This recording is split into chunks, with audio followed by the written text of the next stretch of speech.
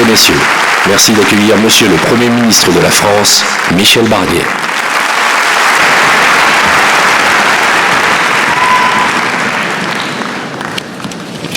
Merci, cher Jonathan Arfi, non seulement de m'avoir donné la main à l'instant,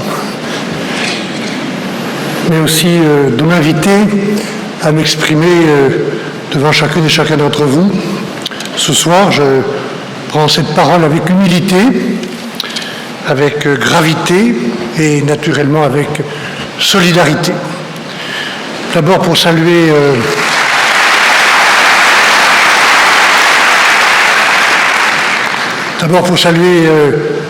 comme vous l'avez fait vous-même, les présidents Nicolas Sarkozy et François Hollande. Saluer la présidente de l'Assemblée nationale, Yael Braun-Pivet.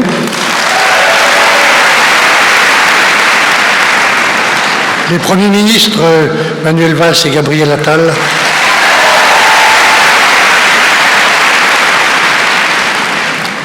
Les ministres très nombreux, membres du gouvernement, qui sont à mes côtés.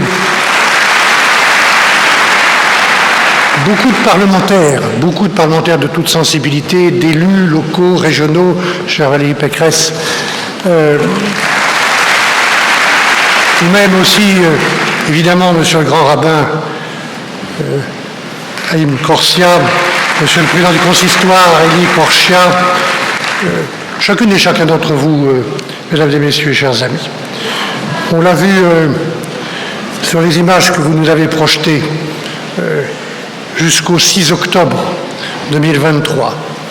Les kibboutz de Kfar Assa, de Nichoz, de Be'eri, d'autres encore, des localités voisines étaient des endroits pleins de vie. Et le 7 octobre, au petit matin, la vie a laissé place à la détresse, aux pleurs, à l'horreur, au carnage, au vide, au désespoir aussi.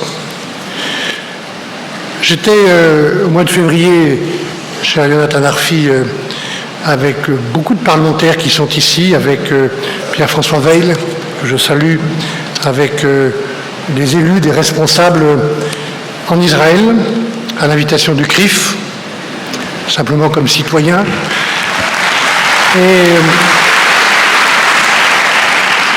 avec votre équipe formidable, nous sommes allés à Be'eri, puis dans la ville voisine d'Ofakim. Et je veux dire que cette visite nous a tous profondément et durablement marqués. Nous n'oublierons pas, je n'oublierai pas, notre échange dans le restaurant du kibbutz de Be'eri avec les survivants, les familles des victimes. Je n'oublierai pas la cérémonie au lendemain sur la place des otages à Tel Aviv. Plus de 1200 personnes, vous l'avez rappelé, femmes, hommes, parfois très âgés, des enfants ont été massacrés dans une attaque terroriste massive des cités perpétrée par le Hamas. Et parmi eux, 48 de nos compatriotes. Je veux redire simplement mais fortement à leurs familles, aux dizaines de Français qui ont été blessés, et à tous les autres, à l'ensemble de la communauté franco-israélienne, que notre pays se tient et se tiendra à leur côté.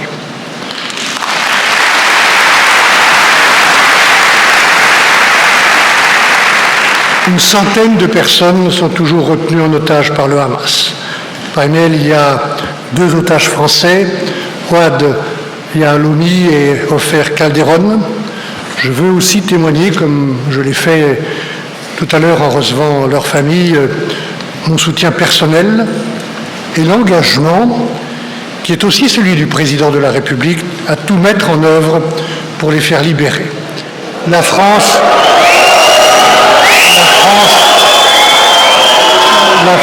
n'abandonne jamais ses enfants. Face à l'horreur de cette attaque terroriste, de cette barbarie que la France a condamnée dès le premier jour, face aux attaques récentes du Hezbollah et de l'Iran, je veux dire et redire que la sécurité de l'État d'Israël n'est pas et ne sera jamais négociable.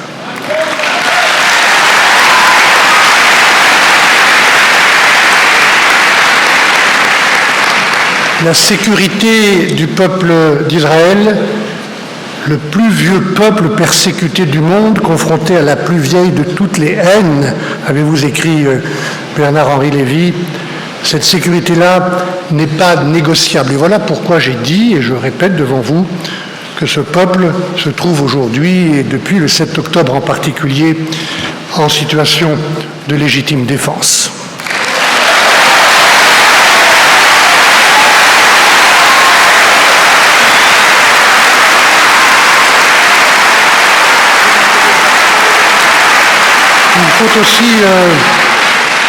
Il faut aussi, comme nous le faisons ce soir ensemble, que chacun puisse parler du 7 octobre et briser le silence qui a été trop pesant dans les semaines et les mois qui ont suivi cette tragédie.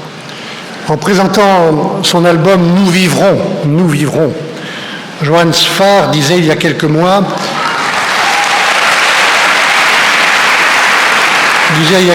le tissu de conversation qu'on a noué depuis des décennies entre communautés est déchiré depuis le 7 octobre.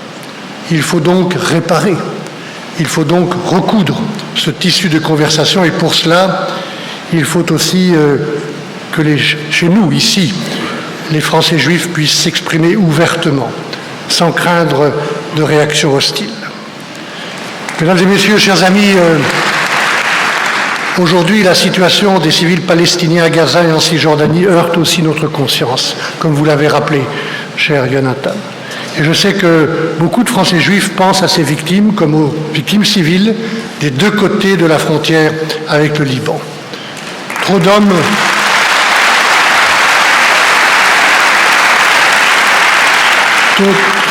de femmes, d'enfants sont morts. Il faut d'abord que tous les otages soient libérés. Que la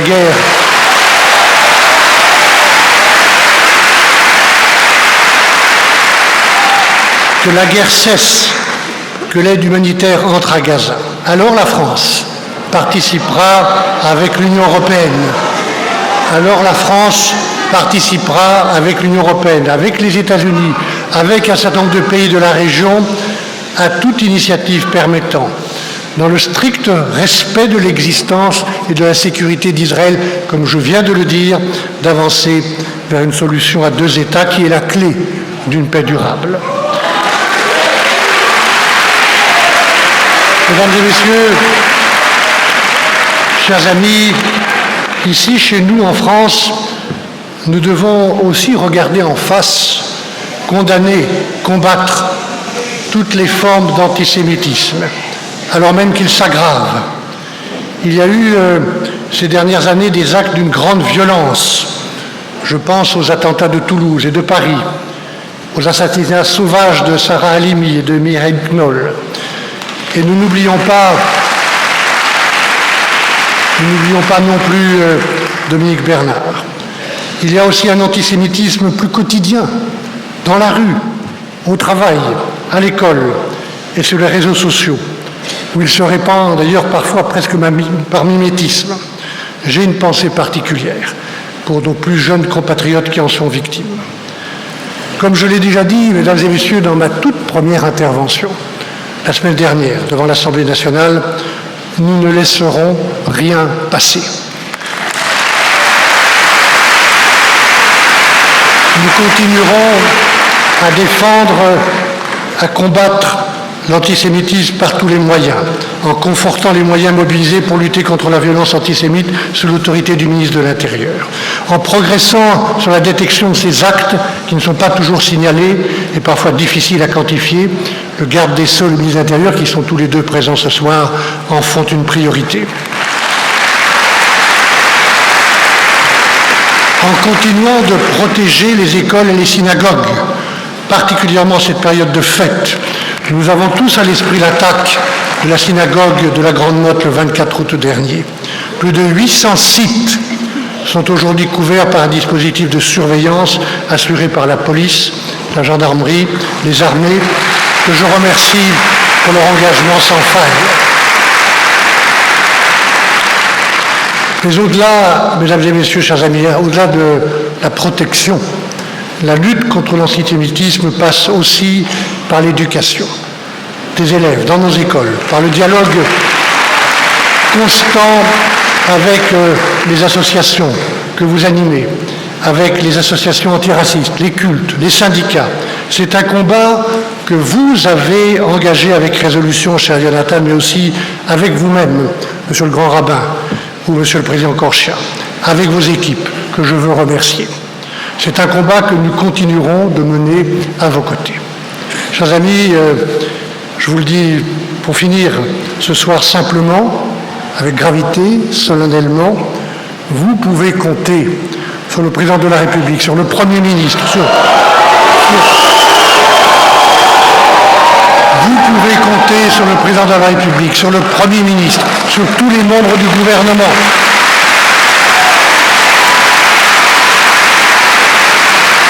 Pour protéger nos compatriotes de confession juive. C'est le message qu'a porté en notre nom aujourd'hui même à Tel Aviv le ministre des Affaires étrangères. Ce message est celui du respect et de la fraternité, comme vous l'avez dit, Jonathan, à plusieurs reprises. Ce message, c'est simplement celui de notre République.